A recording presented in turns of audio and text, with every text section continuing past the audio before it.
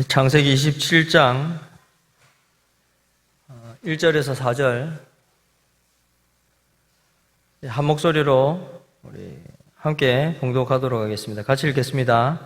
이삭이 나이가 많아 눈이 어두워 잘 보지 못하더니 맏아들 에서를 불러 이르되 내 아들아 하매 그가 이르되 내가 여기 있나이다 하니 이삭이 이르되 내가 이제 늙어 어느 날 죽을는지 알지 못하니 그런즉 내 기구 곧 화살통과 활을 가지고 들에 가서 나를 위하여 사냥하여 내가 즐기는 별미를 만들어 내게로 가져와서 먹게 하여 내가 죽기 전에 내 마음껏 내게 축복하게 하라.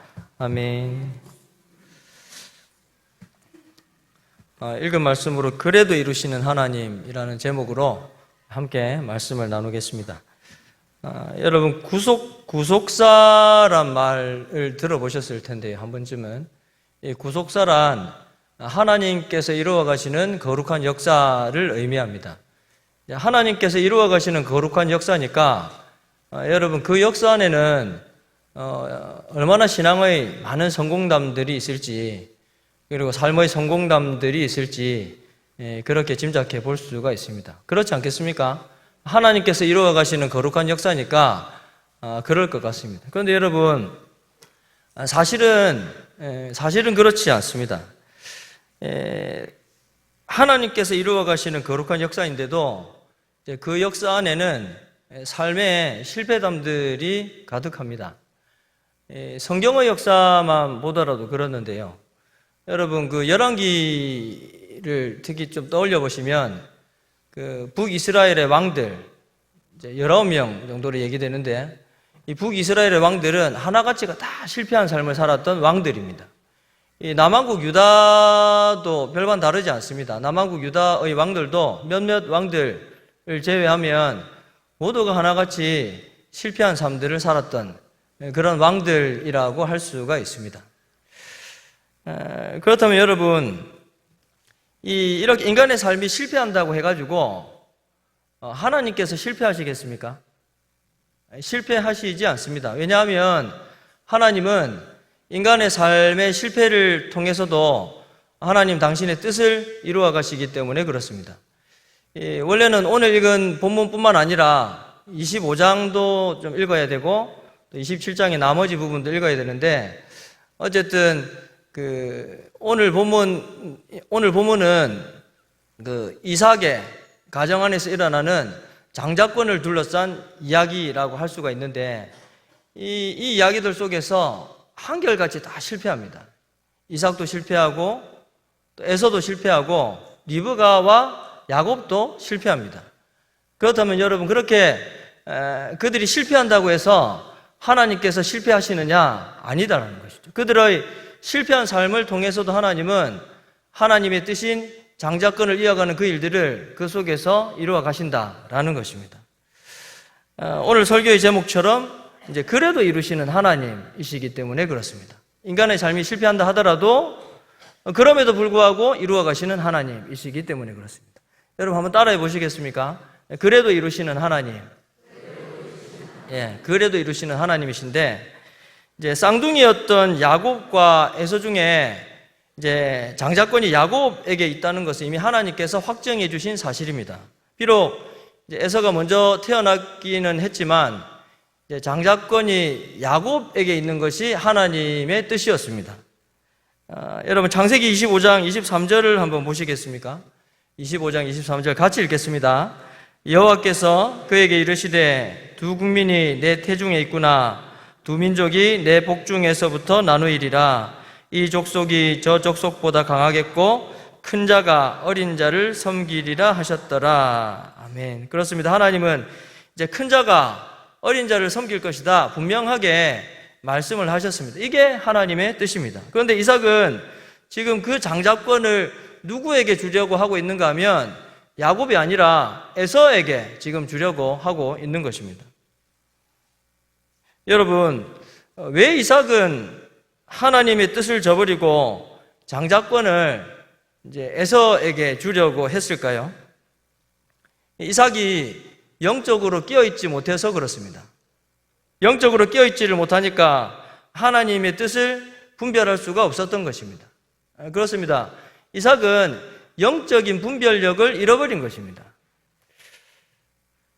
오늘 보면 1절 앞부분을 보시면 이삭이 이제 나이가 많아 눈이 어두워 잘 보지 못하더니 이렇게 말씀을 시작을 하는데, 이제 이 당시 이삭의 나이가 100세 정도로 이렇게 생각을 할 수 있습니다. 100세 정도 되니까 우리 교회 얘기 들으니까, 목사님 말씀 들으니까 96세가 최고령이라고 하시는 것 같은데, 백수하셨으면 좋겠습니다. 여하튼 100세 정도가 되니까 눈이 잘 안 보였을 거고, 귀도 또 잘 안 들렸을 거고, 손의 감각도 많이 무뎌졌을 것입니다. 그러니까 이제 이 야곱이 에서로 변장을 해가지고 이제 이삭 앞에 나갔을 때 이 이삭이 이 야곱을 분별해내지를 못한 것이죠. 여러분 27장 22절 23절 말씀인데, 27장 22절 23절 말씀 보시면 이제 야곱이 그 아버지 이삭에게 가까이 가니 이삭이 만지며 이르되 음성은 야곱의 음성이나 손은 에서의 손이로다 하며 그의 손이 형 에서의 손과 같이 털이 있으므로 분별하지 못하고 축복하였더라 라고 했습니다.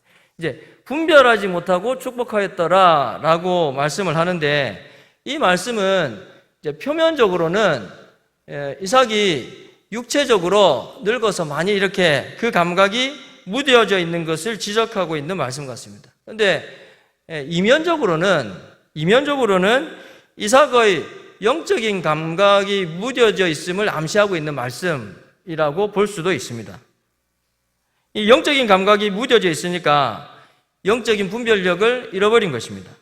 영적인 분별력을 잃어버리니까 이삭은 지금 하나님의 뜻을 저버리고 자신의 뜻대로 그 장자권을 에서에게 주려고 하고 있는 것입니다. 여러분, 이 당시 에서의 나이가 100세 정도라고 했는데 실제로 이삭이 몇 세에 죽는지 아십니까? 이삭이 이 당시 나이가 한 100세 정도인데 실제로 이삭은 180세에 죽습니다. 그 창세기 37장에 가면 그 이삭의 죽음을 단 한 절로 이렇게 언급을 하고 있는데, 여러분 짐작해 보면 이삭은 그 자신의 그 노후를 좀 영적인 분별력을 잃어버린 채로 그렇게 지냈을 가능성이 있는 것 같습니다. 그러니까 창세기 저자도 그런 영적인 분별력을 잃어버린 이삭에 대해서 이제 관심을 또 가지지 않는 것으로 그렇게 이해를 할 수도 있는 것 같습니다. 사랑하는 성도 여러분, 영적인 분별력을 잃어버린다면 우리도 실패할 수밖에 없습니다. 그것이 당연한 것은 이제 영적인 분별력이 없으니까 하나님의 뜻이 어디에 있는지를 모르기 때문입니다. 하나님의 뜻이 어디에 있는지를 모르는데 그 사람의 삶이 성공할 수가 없는 것이죠. 그러므로 여러분, 항상 영적으로 깨어 있으셔서 영적인 분별력을 가질 수 있는 그런 저와 여러분이 되시기를 예수님 이름으로 축복합니다. 그렇다면 여러분, 우리는 어떻게 영적인 분별력을 가질 수가 있겠습니까? 어떻게 우리는 영적으로 깨어 있을 수가 있겠습니까? 그 시작은 바로 하나님의 말씀과 기도입니다. 말씀과 기도를 통해서 우리는 영적으로 깨어 있을 수가 있고 또 영적인 분별력을 가질 수가 있습니다. 그러므로 여러분, 말씀 생활 열심히 하시고 기도 생활 정말 열심히 할 수 있는 저와 여러분이 되시기를 바랍니다. 그래야만 하는 것이 여러분 성도의 생명력이 거기에 있기 때문에 그렇습니다. 다른 데 있는 것이 아니고 하나님의 말씀과 기도에 우리의 생명력이 있다라는 것이죠. 그리고 그 말씀과 기도 가운데 끼어 있을 때 우리는 영적인 분별력을 가지고 또 하나님께서 기뻐하신 뜻이 무엇인지를 살펴 그 뜻을 이루는 삶을 살아갈 수가 있는 것입니다. 이 말씀과 기도 가운데서 또 영적인 분별력을 가지고 또 하나님의 뜻을 헤아리는, 그래서 하나님의 뜻을 이루는 삶을 사는 저와 여러분이 되시기를 예수님의 이름으로 축복합니다. 이제 에서도 실패했다고 했습니다. 에서도 실패를 했는데 여러분, 에서는 왜 실패를 했을까요? 에서는 이제 보이는 것만 보았던 사람이기 때문에 그렇습니다. 영적인 세계를 에서는 보지를 못했던 것입니다. 잘 아시는 것처럼 에서는 이제 팥죽 한 그릇에 그 자신의 장자권을 야곱에게 팔지 않습니까? 이 창세기 25장 33절 말씀 보시면 야곱이 이르되 오늘 내게 맹세하라. 에서가 맹세하고 자신의 장자의 명분을 야곱에게 판지라 라고 했습니다. 그런데 여러분, 사실은 에서가 장자권을 팔았기 때문에 장자권을 잃은 게 아닙니다. 물론 고대 세계에서는 장자권을 형제에게 파는 그런 일들도 있었다고는 합니다. 하지만 에서의 경우는 그렇지 않습니다. 비록 에서가 장자이기는 했지만 본래부터 에서에게는 장자권이 없었습니다. 우리가 방금 33절을 읽었는데 계속해서 34절도 읽겠지만 그 말씀들은 왜 에서가 장자권을 가질 수 있는 자격이 없는 사람인가를 분명하게 보여주는 말씀이라고 할 수가 있습니다. 그렇다면 왜 에서는 장자권을 가질 수 있는 자격이 없는가? 말씀드렸던 것처럼 에서는 보이는 것만 보는 사람, 다시 말해가지고 영적인 눈이 감겼던 사람, 영적인 세계를 볼 수가 없었던 사람이기 때문에 그렇습니다. 그러니까 장자권을 통해서 주시는 하나님의 축복을 에서는 볼 수가 없었던 것이죠. 25장 34절 말씀인데, 말씀을 보시면 야곱이 떡과 팥죽을 에서에게 주매 에서가 먹으며 마시고 일어나 갔으니 에서가 장자의 명분을 가볍게 여김이었더라 라고 했습니다. 이제 에서가 장자의 명분을 가볍게 여겼다라고 했는데, 그럴 수밖에 없는 것이 에서에게는 영적인 세계를 볼 수 있는 눈이 없었기 때문에 그렇습니다. 성도 여러분, 우리가 보이는 것만 보아서는 실패할 수밖에 없습니다. 왜 그런가 하면요, 세상은 보이는 것이 전부가 아니기 때문입니다. 보이지 않는 것도 있습니다. 그리고 사실은 보이지 않는 것이 어떤 때는 더 중요합니다. 보이는 것보다도 보이지 않는 것이 때로는 성도에게 있어서 더 중요하다라는 것이죠. 그렇기 때문에 성도는 보이지 않는 것을 볼 수 있어야 합니다. 보이지 않는 것을 볼 수 있어야 성도는 성공할 수 있습니다. 그런데 안타깝게도 오늘날 많은 성도들이 에서의 실패를 그대로 되풀이하고 있습니다. 성도라고 하면서도 보이는 것만 보고 있는 것이죠. 보이는 것이 전부인 줄 알고 그렇게 살아가고 있는 것입니다. 그러니까 실패하는 것입니다. 사랑하는 성도 여러분, 보이는 것은 잠깐이지만 보이지 않는 것은 영원하다고 했습니다. 세상 사람들은 잠깐 보이는 그것에 목숨을 걸고 살고 있습니다. 그러다가 망하는 것이죠. 성도는 그렇게 살아서는 안 됩니다. 성도는 보이지 않는 영원한 것을 볼 수 있어야 할 줄을 믿습니다. 그래야 성공할 수가 있다라는 것이죠. 그렇다면 여러분, 우리는 보이지 않는 것을 어떻게 볼 수가 있습니까? 바로 믿음입니다. 히브리서 11장 1절에 아시는 것처럼 믿음은 바라는 것들의 실상이요 보이지 않는 것의 증거라고 했습니다. 보이지 않는 것을 볼 수 있도록 해주는 것, 그게 바로 믿음입니다. 그러니까 한마디로 에서는 믿음이 없는 사람이었다라는 것이죠. 믿음이 없는 사람이었다. 그러니까 실패할 수밖에 없는 것입니다. 믿음으로 영적인 눈이 열려서 보이지 않는 것까지도 볼 수 있는, 그래서 하나님께서 주시는 복으로 성공의 삶을 사는 저와 여러분이 되시기를 예수님 이름으로 축복합니다. 리브가와 야곱도 실패했다고 했습니다. 그렇다면 여러분, 리브가와 야곱은 왜 실패를 했을까요? 리브가와 야곱은 왜 실패를 했는가? 한편으로 그들은 믿음이 있어서 영적인 것의 가치를 알았습니다. 그러니까 속여서라도 장자권을 빼앗으려고 했던 것이죠. 하지만 다른 한편으로 그들은 믿음이 없는 사람들이었습니다. 믿음이 없는 사람들이니까 어떻게 합니까? 하나님보다 자기가 앞서서 행동하는 것입니다. 하나님보다 앞서 행동하는 사람은 실패할 수밖에 없습니다.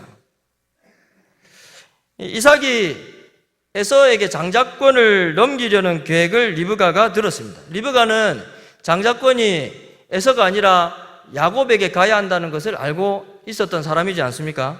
이 일을 위해 가지고 리브가가 얼마나 주도 면밀하게 일들을 이렇게 진행해 가는가를 보시면 주도 면밀하게 움직이는지는 우리가 창세기 27장 읽지는 않았지만 27장을 보면 알 수 있습니다.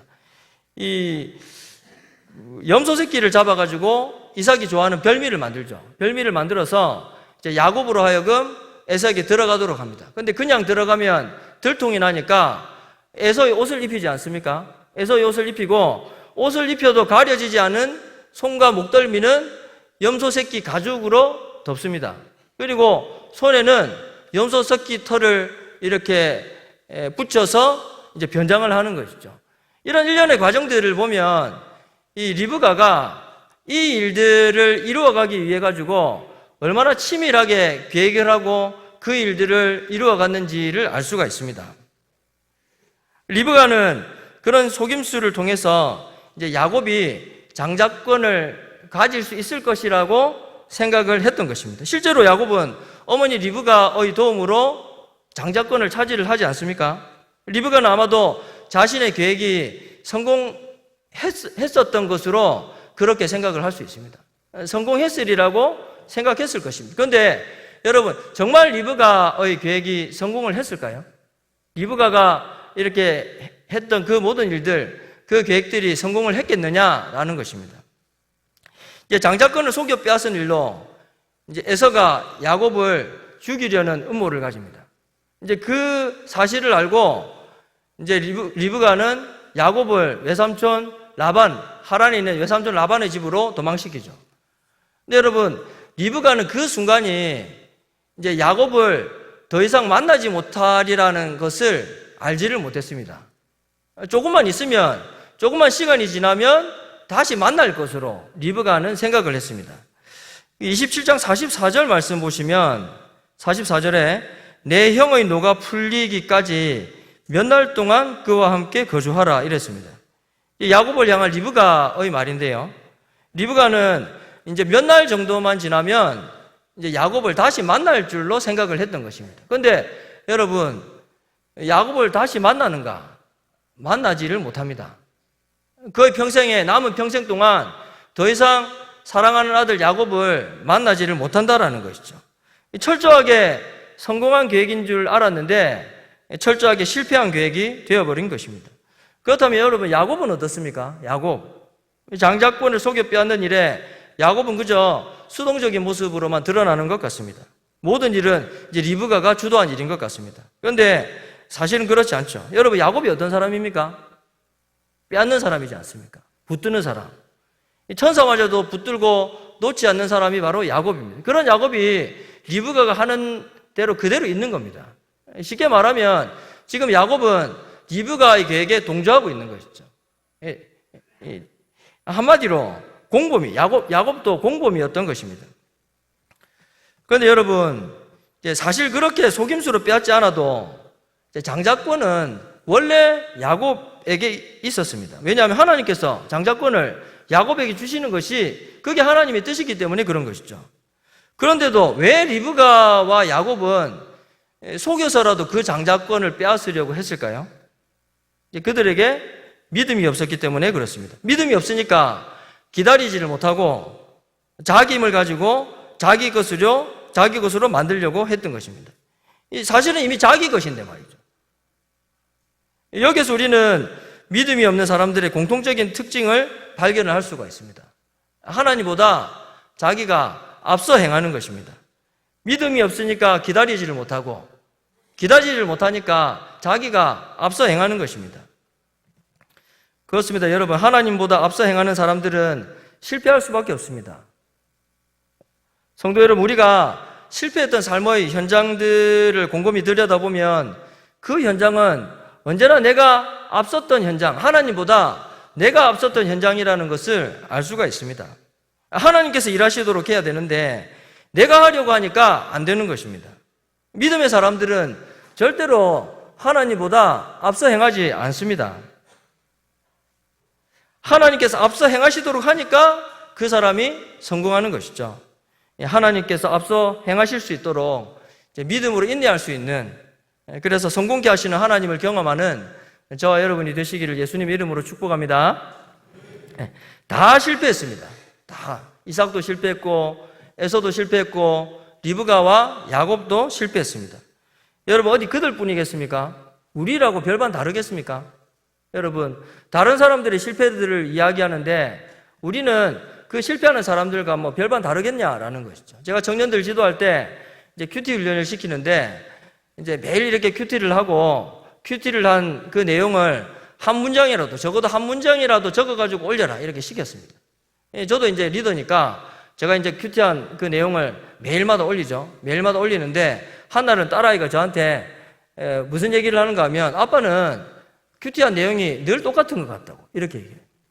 무슨 말인가 하면, 늘 큐티하다 보면 마지막에 하나님께 죄송하다. 하나님께 부끄럽다. 막 이런 얘기. 진짜 보니까 그렇더라고요. 하나님께 죄송하다. 하나님께 부끄럽다. 여러분, 제가 겸손해서 그렇겠습니까? 그게 사실이기 때문에 그렇습니다. 별반 다르지 않다라는 것이죠. 연약한 인생입니다. 좀 결이 다른 얘기이기는 한데, 오늘 아침에 이제 오전 예배 드릴 때, 아침에 이제 그 예배 인도, 2부 예배 인도를 위해 가지고 저 앞자리에 앉았는데, 장모님하고 앞자리에 앉았는데, 앉았을 때 깜짝 놀랐습니다.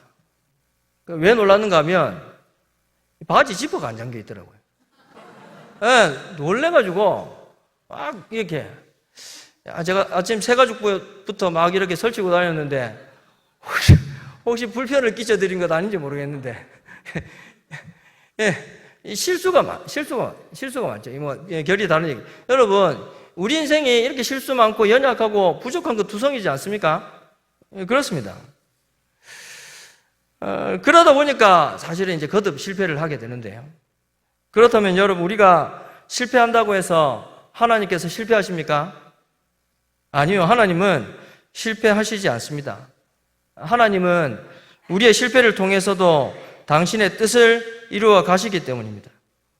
그렇습니다. 실패를 여러분 거듭하는 삶이지만 그런 우리의 삶에 소망이 있는 이유가 바로 여기에 있습니다. 그 실패를 통해서도 하나님은 당신의 뜻을 이루어 가시기 때문입니다.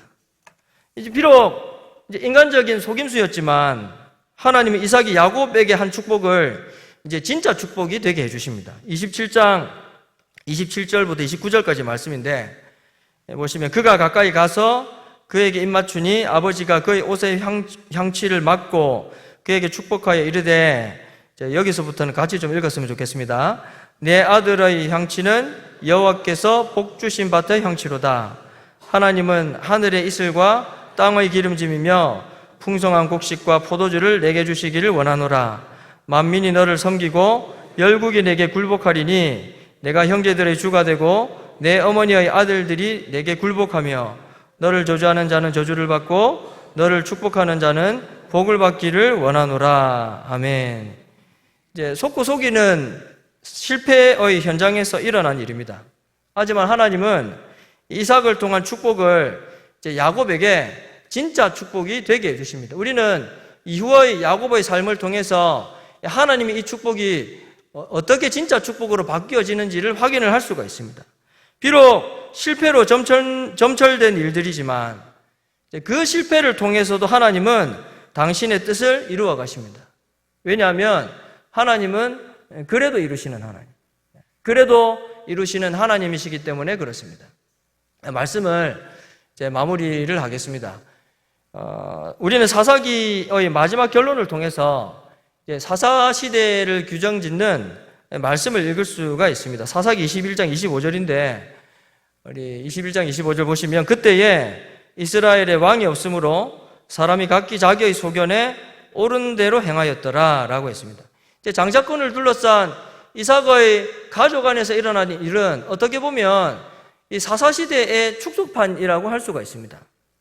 왜 이삭이 실패를 하고 또 에서가 실패를 하고 또 리브가와 야곱이 실패를 하는가? 각기 자기의 소견에 옳은 대로 행했기 때문에 그렇습니다. 여러분, 우리는 여기에서 이제 그들이 왜 실패할 수밖에 없었는지 공통적인 이유를 확인을 할 수 있습니다. 그들은 하나님께서 무엇을 원하시는지 하나님의 생각에는 관심이 없었다라는 것입니다. 하나님의 생각에 관심이 없으니까 어떻게 됩니까? 자기 생각만 하는 겁니다. 하나님의 생각에 관심을 둬야 되는데 그 하나님의 생각에 관심을 두지를 못하니까 자기 생각만 하는 것이죠. 자기 생각만 하고 그 생각대로 사는 겁니다.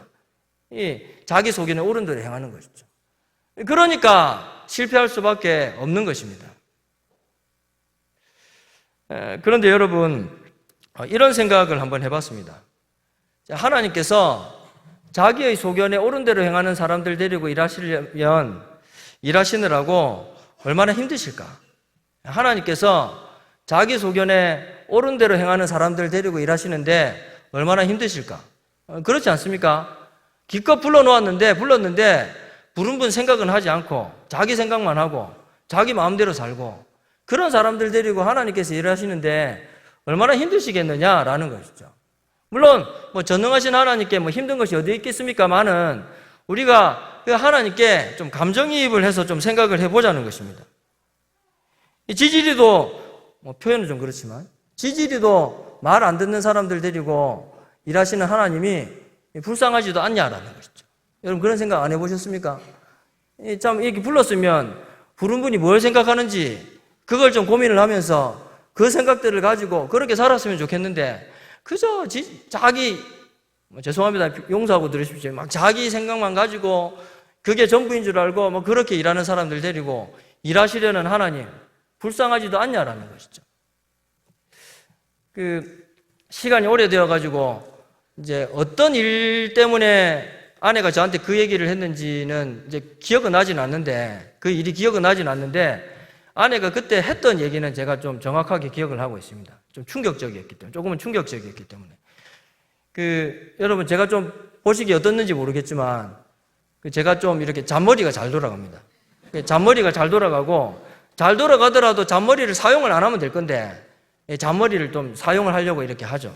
근데 또 공감하시는 분들 계시겠지만 이 잔머리 잘 굴리는 게 믿음 생활 하는 데는 별로 도움이 되지를 않더라고요. 좀 일 생기고 이러면 그냥 하나님 앞에서 기도하면서 좀 하나님께서 뭘 원하시는지 좀 그 뜻을 찾고 인내하면서 이러면 될 텐데 이게 잔머리가 하도 빨리 돌아가니까 일 생기면 그때부터 잔머리 돌아가면서 이제 어떻게 할지 이렇게 이 목사인데도 이제 그런 생각 하는 거죠. 아마 아내가 그런 모습들을 옆에서 봤겠죠. 아마 그런 모습들을 옆에서 보고 아내가 저한테 이렇게 얘기를 하는데 뭐라고 하는가 하면 여보 하나님 한번 믿어드려요. 하나님 한번 믿어드려요. 하나님이 불쌍하지도 않아요. 이러는 거죠. 하나님 한번 믿어드려요. 하나님이 불쌍하지도 않아요. 여러분 그런 생각 한번 해보지 않으셨습니까? 하나님이 정말 당신의 교회와 당신의 나라를 위해 가지고 하나님의 사람들을 불렀는데 부름을 입은 그 사람들이 정작 하나님의 생각에는 집중하지 못하고 자기 생각만 하고 또 자기 생각대로 일하려고 하고 그 사람들을 데리고 일하려는 하나님이 불쌍하지도 않느냐라는. 사랑하는 성도 여러분, 우리가 이제는 좀 내 생각 그만하고 하나님의 생각에 집중했으면 좋겠습니다. 내가 원하는 것이 아니라 하나님께서 원하시는 것이 무엇인지, 내가 기뻐하는 것이 아니라 하나님께서 기뻐하시는 것이 무엇인지 그 하나님의 마음을 우리가 좀 헤아렸으면 좋겠습니다. 그래서 하나님께서 우리를 통해서 일하시는데 좀 마음껏 일하실 수 있도록 우리가 그렇게 좀 하나님께 정말 도움을 준다고 그게 도움이겠습니까만은 그래도 불러놓았는데 정말 하나님 마음 시원하게 일하실 수 있도록 그렇게 좀 도와드렸으면 좋겠습니다. 하나님의 마음을 헤아려서 좀 하나님께서 이루어 가시는 일에 귀하게 쓰임받을 수 있는 저와 여러분들이 되시기를 예수님의 이름으로 축복합니다.